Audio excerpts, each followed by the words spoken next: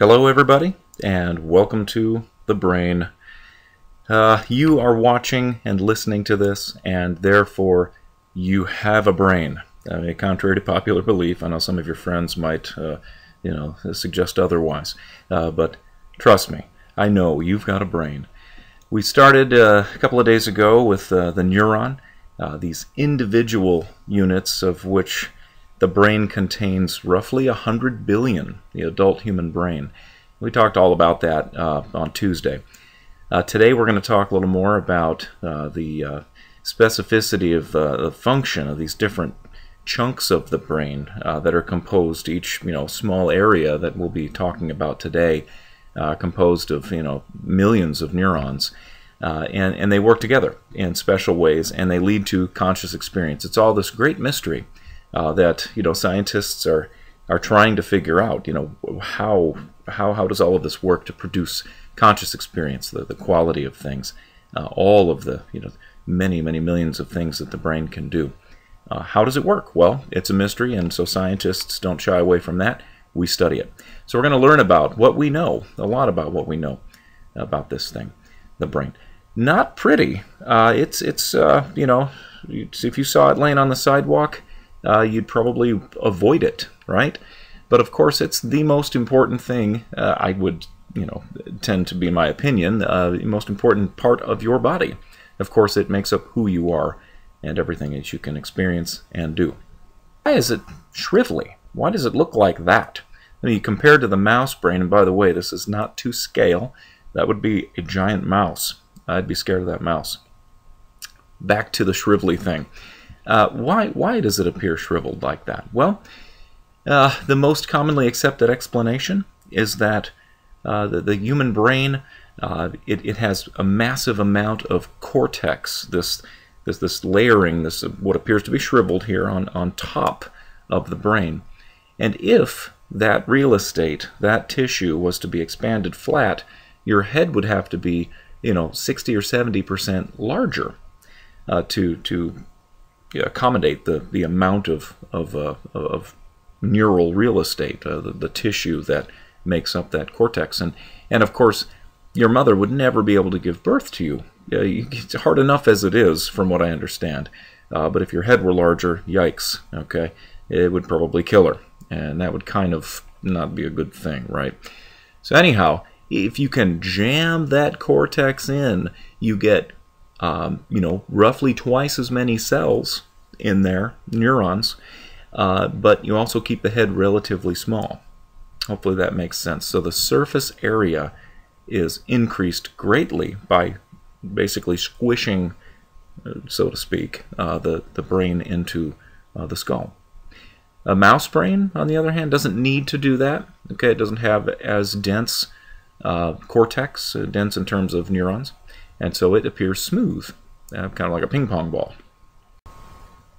All right, we left off on Tuesday, in some sense, on the synapse.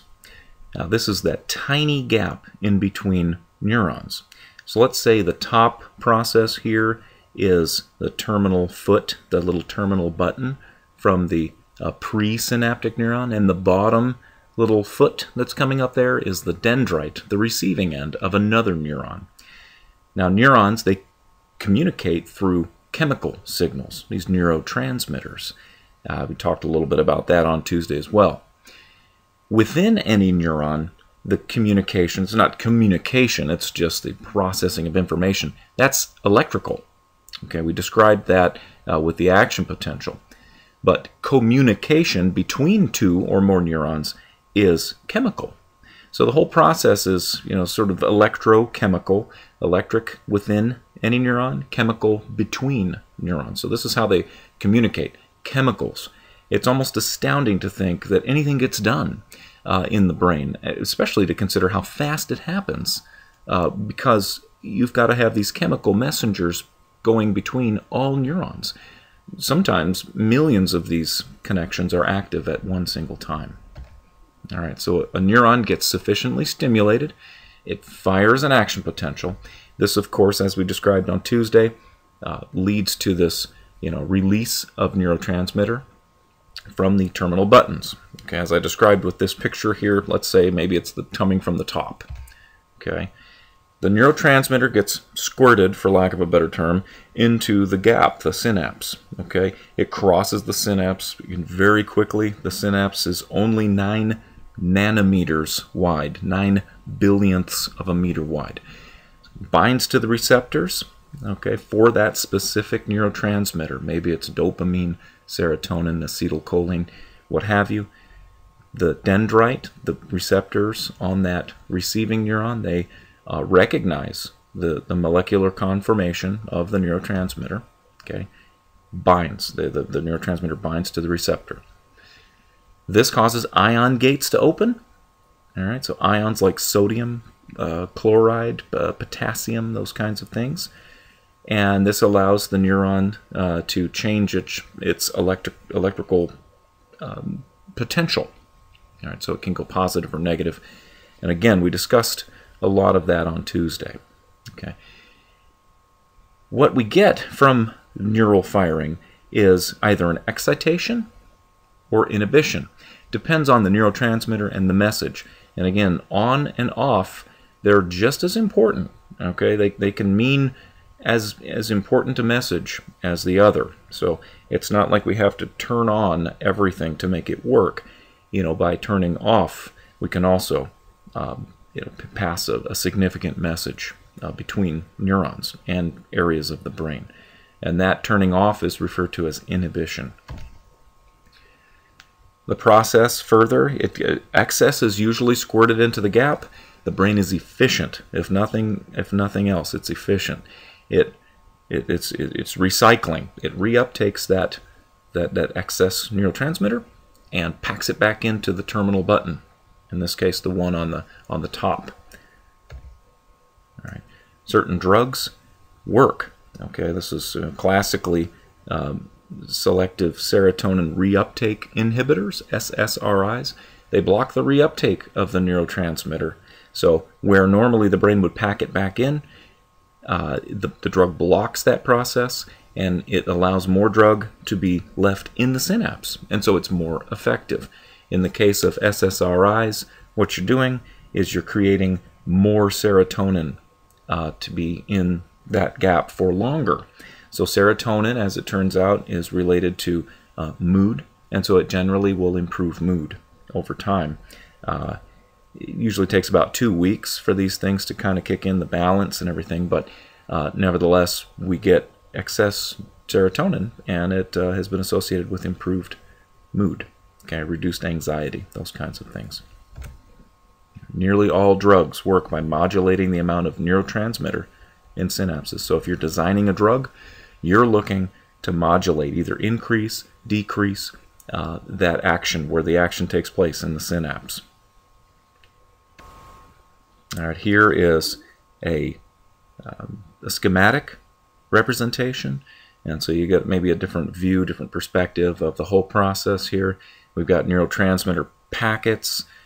You get that electrical stimulation, you release the neurotransmitter into the synapse, you see the receptors there on the membrane of the postsynaptic neuron, and you get binding and action that happens. The change in potential, that simply refers to the change in electrical potential.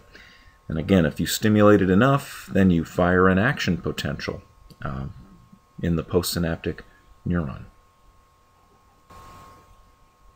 And here is a lovely graphic.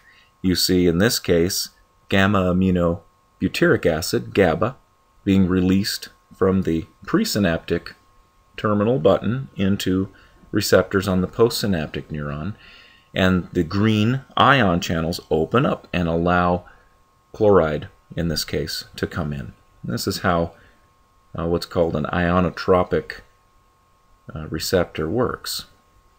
And that's just basically a nice little illustration of how it works. It's fun to watch. I stare at these animations all day in my office. You know this.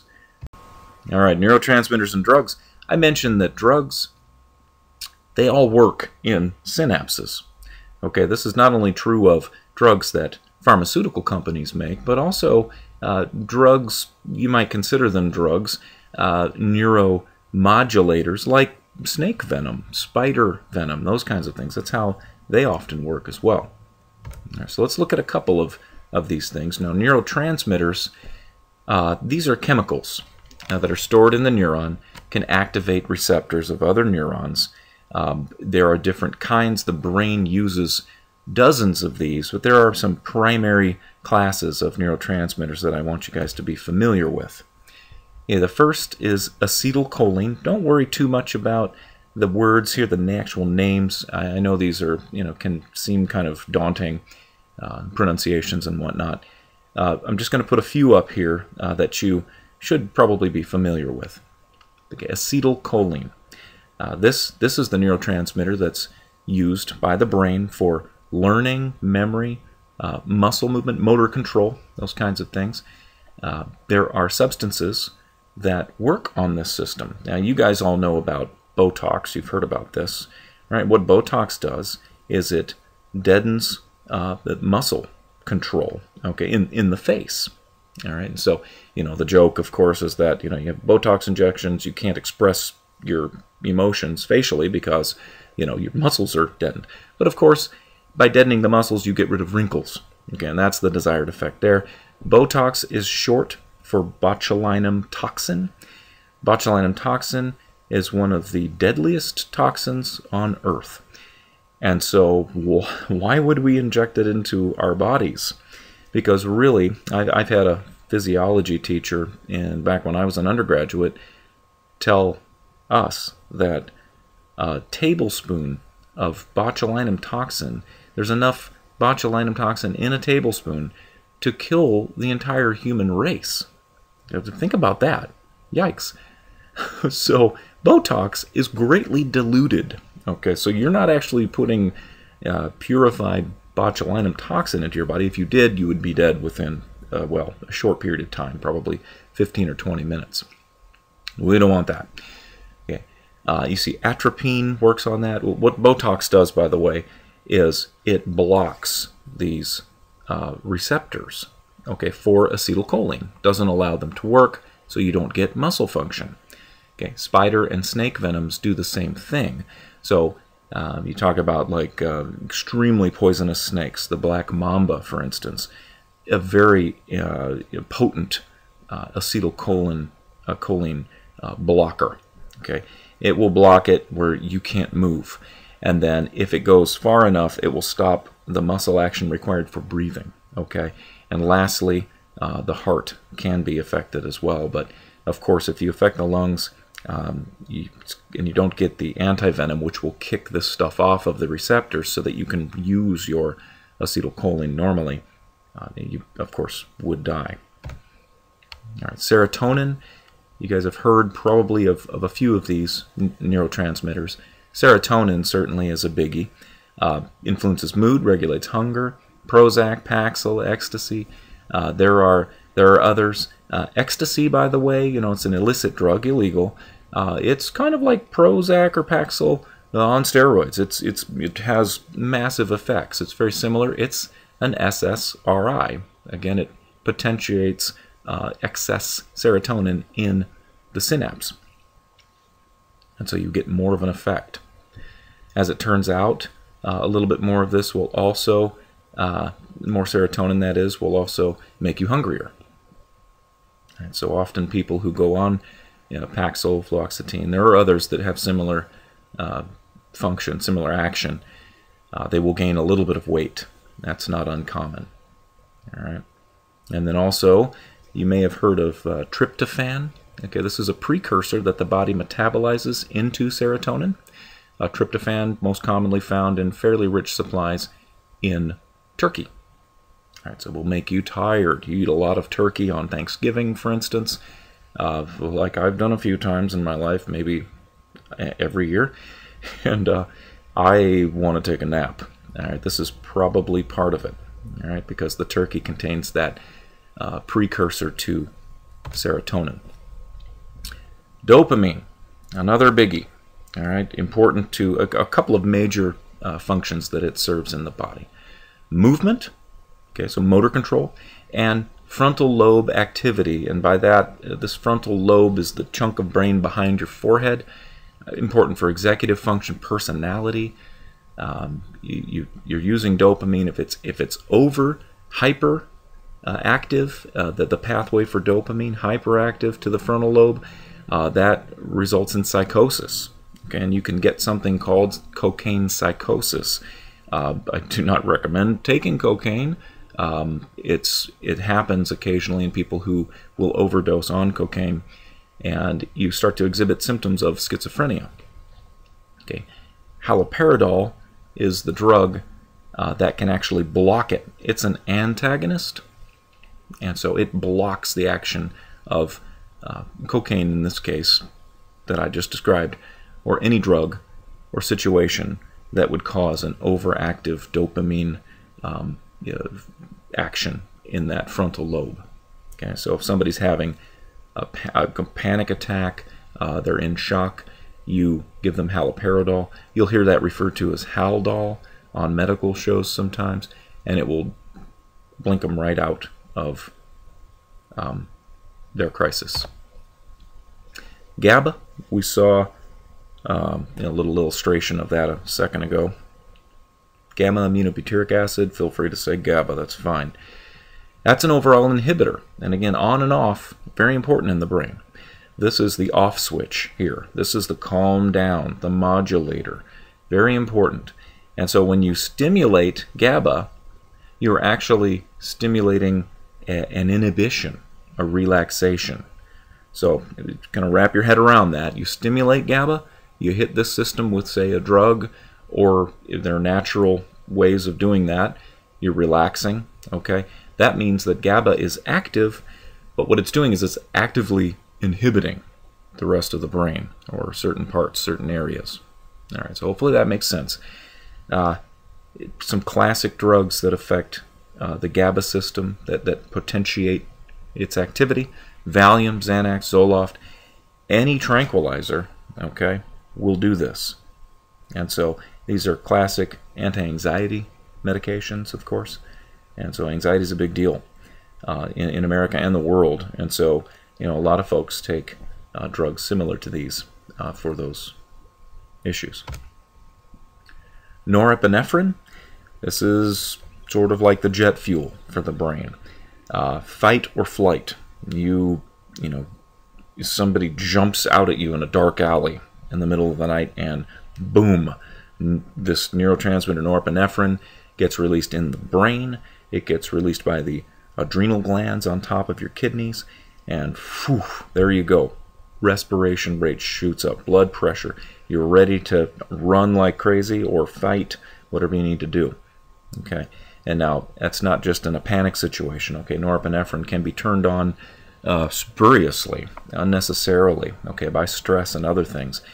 Many blood pressure medications block norepinephrine production or the activity, the action of norepinephrine, and that serves to lower blood pressure. Endorphins are happy hormones. I've heard them referred to as. They actually are modulators of pain perception. Your body has many ways of reducing the sensation of pain, which is great, okay, because sometimes we are in too much pain. It's intolerable, and so the body has ways of helping us deal with that. It releases these endorphins, and they block the firing of pain neurons, especially if there's a massive wave of endorphins. Okay, you can, the drugs that work on this system. Okay, again, we have it endogenously in our, in our brains, in our bodies. We can do this. We have endogenous opiates, but you can also bring in opiates from the outside, and these include morphine, and then, of course, the illicit drug heroin. Same thing. And so these, in enough amount, produce euphoria. And so, or they'll just put you to sleep. Morphine, for instance, or pain medications. Vicodin's another one. Okay, it works on the endogenous opiate system. Runner's high. Any of you exercise a lot, you know about this. You run, okay, you hop on the treadmill, start running around the neighborhood or wherever you run.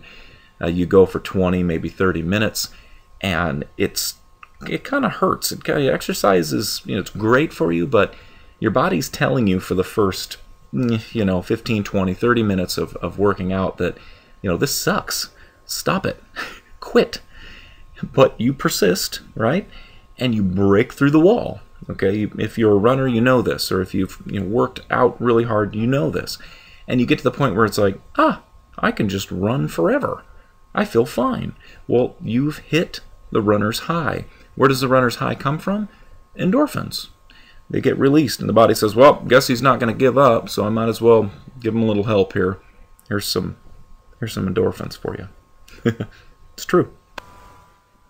Okay, woohoo! Drugs.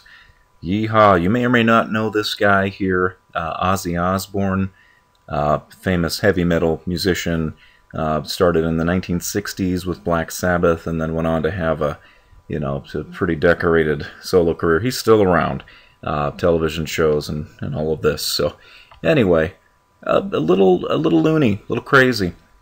Scrambled brain might describe him partly.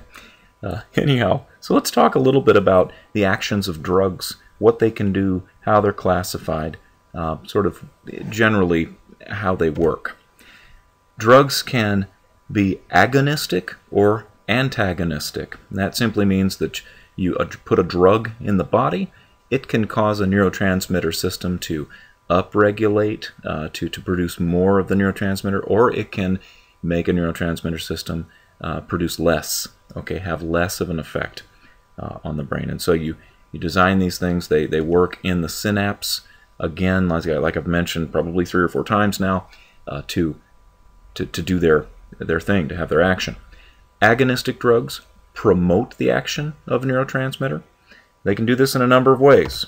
They can increase the amount of neurotransmitter, the synthesis of it, make it. They can make the body make more of it. Okay, so there's more available in the terminal button to be released. They can increase the release of the neurotransmitter, so more comes out for each firing of an action potential. Okay, so this is potentiating the system itself, making it work more. It can activate the receptors. So the receptors on the postsynaptic neuron think they're getting more neurotransmitter. So that's, increasing again the activity of this system. They can imitate the neurotransmitter, so you can kind of put molecules in there that approximate the actual neurotransmitter. Okay, that would tend to have more action on the system.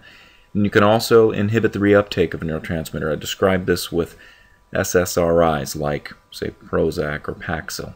Okay, many drugs work that way to promote, to increase the action of a neurotransmitter. Antagonistic drugs, on the other hand, inhibit the action of neurotransmitters. They can do this in a number of ways as well. They can interfere with the release of a neurotransmitter. Okay, so they can block it so that it won't actually release as much, because you're reducing the amount in a synapse. You can block neurotransmitter sites.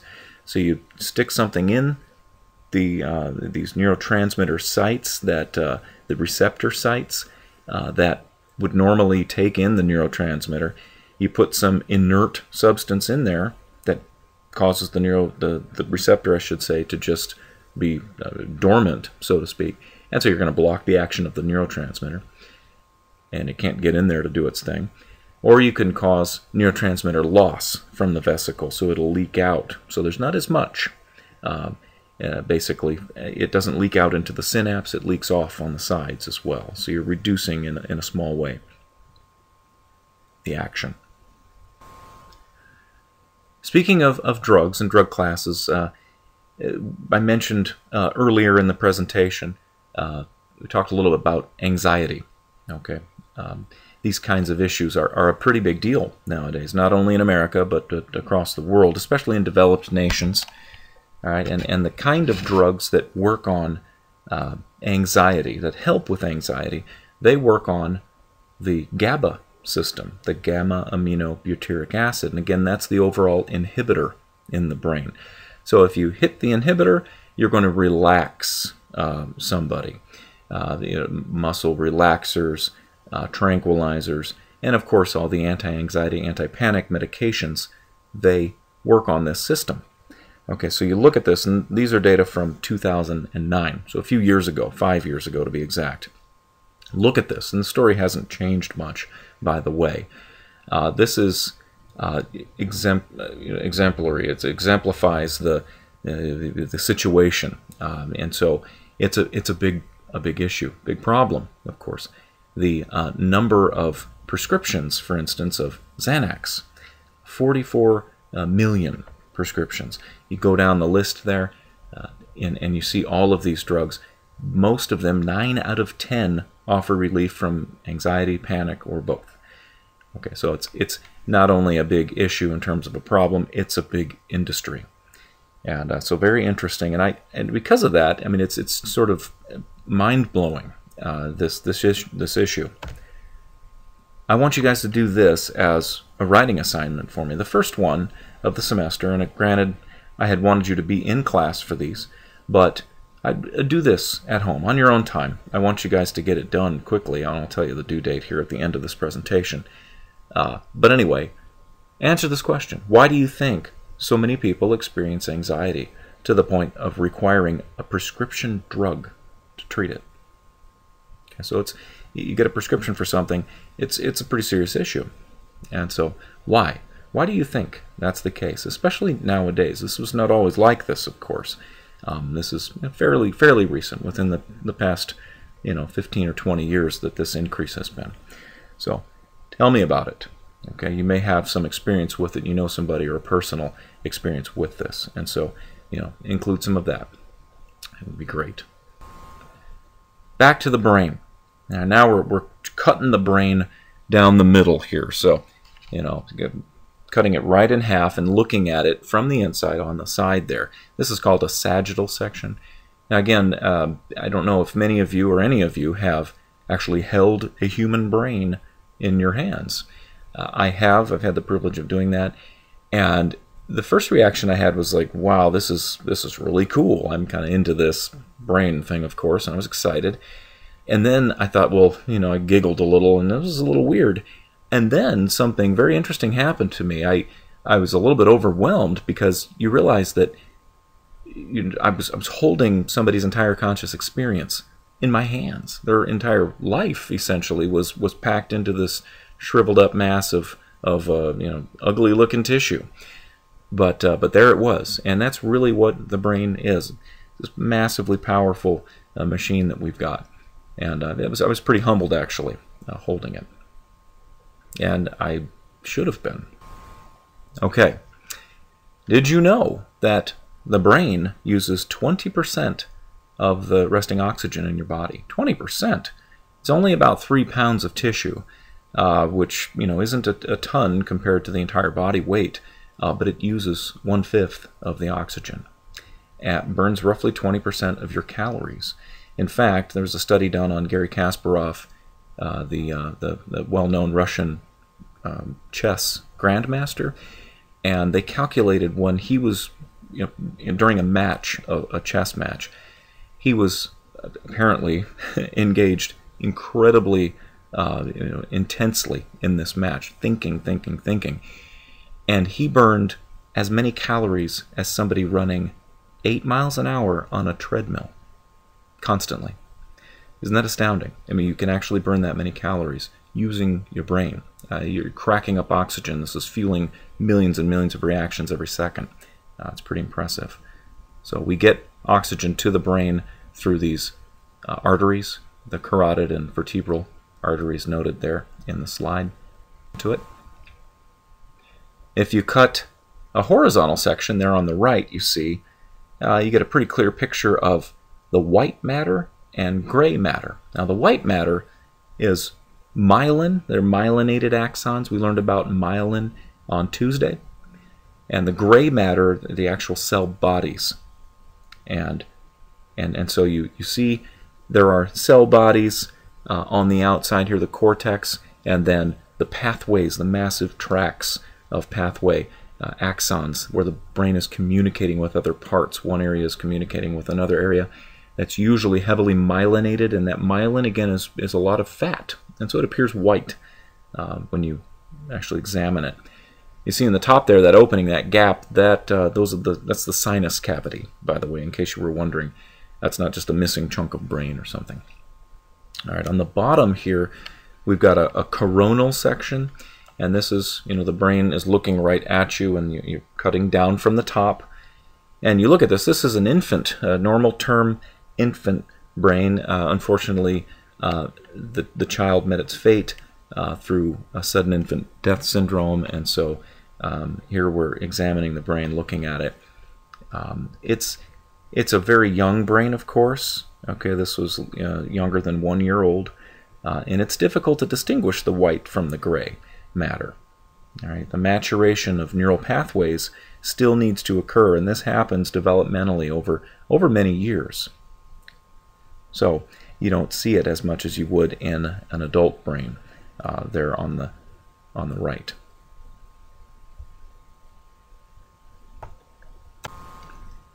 What does Alzheimer's disease look like?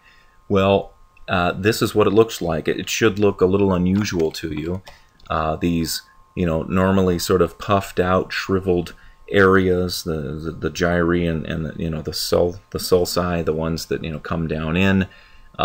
They're normally sort of, well, for lack of a better term, healthy looking. They're swollen. They've packed in lots and lots of, course, billions of neurons in there. Contrast that with the pictures on the left, where we've got clear atrophy. This tissue is going away. It's been lost. It's shriveling up. And this is an advanced case, of course. Naturally, it's post-mortem. The person has died. And so this is, advanced. Obviously, you've got this massive shriveling up to the point where there's cell loss. That's so great. And of course, you know that this produces functional deficits as well in cognition, memory, thinking, decision-making. Personality will often change as well in Alzheimer's disease.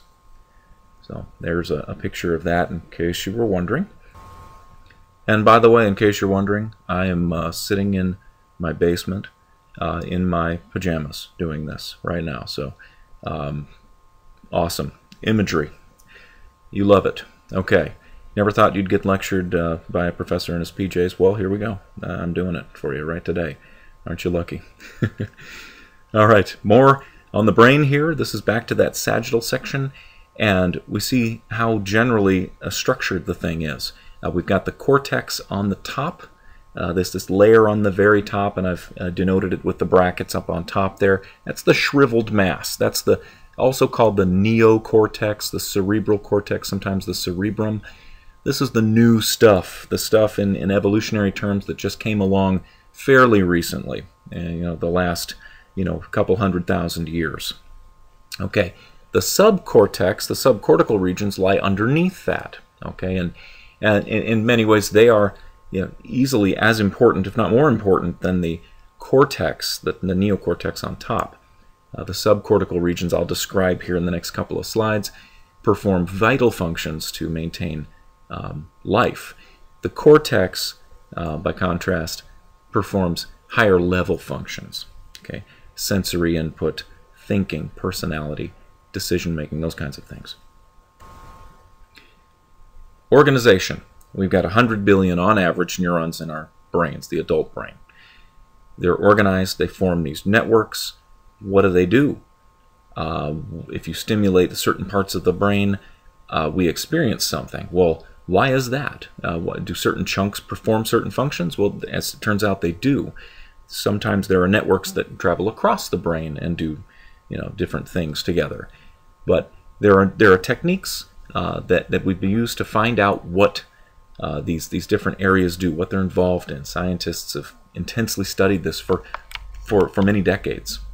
And this whole idea is called localization of function. So you want to localize a certain chunk of the brain. For instance, the very back of the brain. That cortical area serves vision. Okay, that's called the occipital lobe. We'll get to that, but that's the idea. Little chunks, and we've learned a lot from studying people, animals, different things, and we'll get into that as we go along. But here we go. We'll start looking at these different parts and what they do.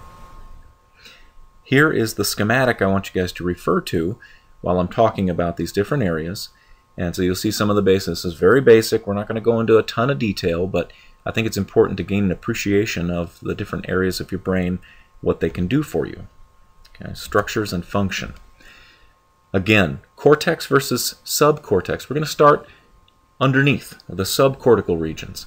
And starting from the very back, the hindbrain, it contains the cerebellum. It's involved in coordinating smooth movements, well-sequenced motor movements, for instance, riding a bike.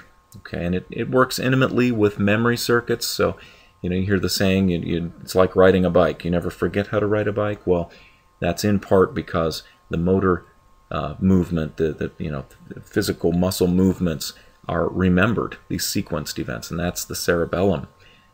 Dancing, athletics, all of that. All of these things you can remember and coordinate to do certain movements, throwing a ball. That's the cerebellum working for you. And it's referred to as the baby brain. That's what cerebellum actually means in Latin. Now, you guys may have or may have not heard of the disease multiple sclerosis, MS. This is a demyelinating disease. And the cerebellum, as it turns out, is heavily myelinated. We talked about this on Tuesday, the importance of myelin, neural communication and speed, heavily dependent, in some cases, on myelin. If you take myelin away, well, neurons can't actually communicate. Myelinated neurons, obviously, they need it to pass their signals along. And so a demyelinating disease like multiple sclerosis, which by the way is an autoimmune disorder, the body attacks itself. It attacks the myelin, it destroys it. We're trying to figure out why that is. All of these autoimmune diseases are awful. Anyway, you destroy the myelin. Well, of course, one of the first things that happens in MS is you lose the ability to walk. Okay, these sequenced movements, like walking, for instance, you lose that ability because those neurons aren't able to talk to each other. The medulla oblongata. Okay, you can brag to your parents you learned about that today. That controls vital functions. It's found down near in the brain stem area. You see at the bottom of the schematic here. Way down low, it does, as you work farther back in the brain, older parts of the brain, you've got more vital, more important functions, controlling heartbeat, circulation, respiration. It feeds a little bit into temperature regulation as well. Moving up a little bit here, the midbrain, we've got some important structures. The reticular activating system being one of them, involved in arousal, and that means waking and sleeping. Okay, so we want to be alert, attentive. All right, this is all due to activation of this system, the reticular activating system. All right. The RAS contains a few important structures. The locus coeruleus, for one, and I mentioned, I should say, norepinephrine earlier. Well, this structure, locus coeruleus, which means blue place, because it looks kind of bluish on physical inspection, it produces norepinephrine in the brain. And again, it's jet fuel. Boom. You want to do something fast, quick, and in a hurry, and with a lot of muscle strength, you need norepinephrine. Okay, and that will fire to stimulate arousal in the brain. The Raphe nuclei produces serotonin. Now, what does serotonin do? We described that a little earlier. Serotonin involved in sleep, waking, okay, again, arousal, either being awake or not. And then it also contains the substantia nigra, black substance. Again, it looks dark, black, when you look at it on anatomical inspection. It produces dopamine in the brain. Okay, so a couple of major, areas here that produce major neurotransmitters that I described earlier. Very important. Now, Parkinson's disease affects the substantia nigra, and dopamine is involved in movement, and also I mentioned, personality. Okay, excessive amounts in that one pathway can produce psychosis. Well, if you don't have enough, you're not able to control your movement, particularly of your limbs. And so, and it usually will manifest as a shaking, a palsy, in the one arm or the other, often the hands, and it generally will happen with age. You may or may not have heard of Robin Williams, who unfortunately just committed suicide a couple of weeks ago. It's thought that he found out he had a diagnosis of Parkinson's disease. Only 63 years old, that's fairly young, but it happens. And anyway, it's thought that that may have fed into partly his decision to take his own life. I would hope not, but anyhow, Parkinson's disease eats away at this substantia nigra, so you lose dopamine production, and you lose the ability to control, to inhibit motor function. So your body starts, it can't inhibit, and it goes back and forth, start, start, left, right, back and forth, and it manifests as this shaking. Whoa, okay. The schematic. We have two halves of brain, left and right, and these giant hemispheres that we've got are connected by a white matter tract called the corpus callosum, and it connects them so they can communicate. So if you, for instance, the left half of the brain, you probably know from previous experience, it controls the right half of the body and vice versa. Right controls the left.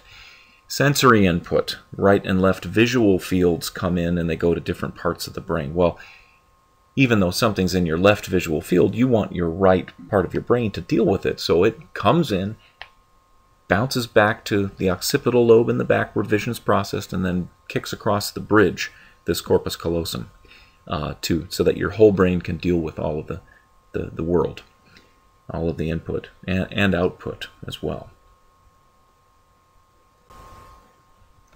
A little more here, moving forward to the forebrain. Again, we're still subcortical, the forebrain. Starting to get more complex though here. We've got sensory, emotional, cognitive, and behavioral processes. So slightly newer, not quite to the cortex yet, but we're getting there. One important structure is the hypothalamus, and it's tiny. It's very small, about a half inch by 3/4 of an inch, but it regulates behaviors like eating, sleeping, sexual activity, emotional experience, very important functions. So bang for the buck, the hypothalamus is incredibly important to you. The thalamus acts as this switchboard. It takes incoming sensory information from all of the senses, okay, with the exception of smell, but touch, taste, hearing, vision. It takes that information and sends it to the appropriate area in the brain. For instance, vision, I've mentioned, goes to the very back of the brain, and so it would route vision back to the very back. It would route hearing to the sides of the brain, the temporal lobes. Okay, it's like a little switch master. The limbic system, very important for psychology, contains structures that are involved in emotion, motivation, learning, and memory. As you might imagine, studied pretty intensely by psychologists. This limbic system contains some important structures. Some of them you may have heard of before, maybe not. I'm going to talk about them regardless. Amygdala, and it's almond. That's the Latin for almond, amygdala. It's shaped like an almond, involved in many emotional processes, learning, remembering emotional events. Amygdala equals fear and aggression. So if you've got an overactive amygdala, you are anxious, nervous, fearful. Okay? Sometimes that's a natural thing, sometimes it's not. Sometimes desirable, sometimes it's maladaptive. Okay, well, that's the amygdala. You want to calm that amygdala down, you take a benzodiazepine. You make GABA work, and that will actually calm down that activity. It's in part how drugs like Xanax work. B, hippocampus. You may have heard of this.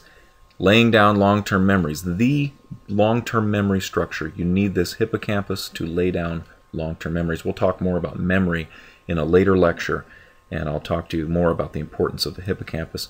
Also important in consolidating short-term memories. You want to hang on to a memory, something you're working with right there at the time. You practice it, you rehearse it, you're like studying, right? To remember it for an exam.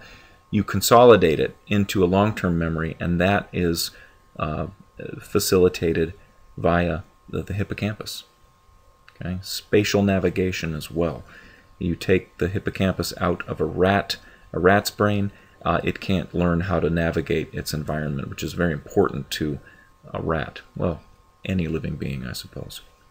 The basal ganglia, they are involved in the control of movement, and they also play a role in mood and memory. This circuit is what gets a little messed up in terms, it uses dopamine, and I mentioned that Parkinson's disease eats away at the dopamine-producing cells in the basal, not the basal ganglia, but the substantia nigra. This, in turn, downstream affects the basal ganglia. Okay, also shown to play a role in mood and memory, particularly unipolar depression. In some cases, bipolar depression can be impacted by function of the basal ganglia. Whoa. This is an example, fat rat. Yeah, that's the one on the right there, in case you were wondering. That's the big one. You can impact a specific area in the brain. In this case, it's the ventromedial hypothalamus, okay, part of the hypothalamus that's responsible for signaling when we're full, satiety. So we all have this built in. You're eating food, chomp, chomp, chomp. You get to a point where, okay, I am full. Your body tells you that. Well, that's signaled by the VMH, the ventromedial hypothalamus. Okay, this rat on the right doesn't have that ability. Okay, its ventromedial hypothalamus has been damaged to the extent that it can't function. It can't signal satiety. What does it do? It keeps eating. It eats and eats and eats. The rat on the left, of course, has a fully functioning one, VMH, I should say, and of course it's got a more natural body weight. Of course, a fat rat, that's incredibly maladaptive. It makes him a sitting target in nature. He's not going to last very long. But yeah, that's just an example of the specificity of a certain area. A very small, tiny lesion or damage or stroke can produce this kind of situation. The cortex, finally, hey, we're to the top. This is the, where, what makes a person a person. All right, this is high-level function, personality, sensory processes. We've got all the cool stuff up here on top. This is, intensely interesting, high-level function. It appears shriveled due to the gyri and sulci. Gyrus and sulcus is the singular form. And so the gyri are the bumps, the kind of, sort of hills, I guess, as you go along. And then the indentations, the invaginations are the sulci.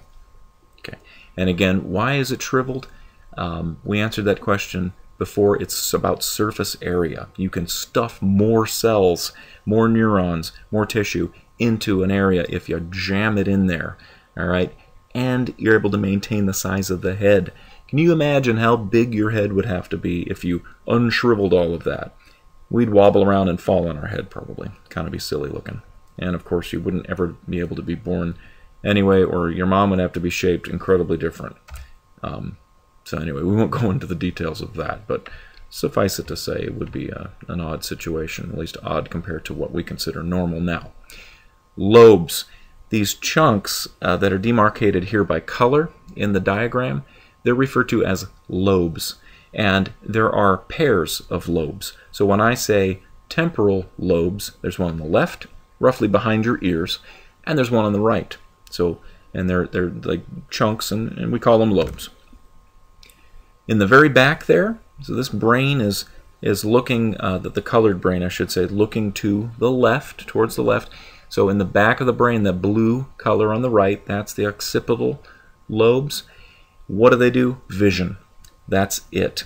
Vision is an intensely metabolic process, complex. Over 70% of the brain itself can handle visual information. And so the occipital lobes just do vision. This is one very rare example of the brain doing just a singular thing. One thing, one process. It's so important, though, vision, that it needs that huge amount of real estate to handle it. Secondly, the parietal lobes, if you move up into that green area, Those are the parietal lobes, sort of on the top of your head here, just slightly posterior towards the back and top. Involved in touch. Okay, this is where sensory information, touch comes in. Perception of movement and space. Where you are comes from the parietal lobe, where you are in space. The frontal lobes, that golden yellow colored lobe right behind your forehead and on up to the very top of your head, serves a lot of super important functions.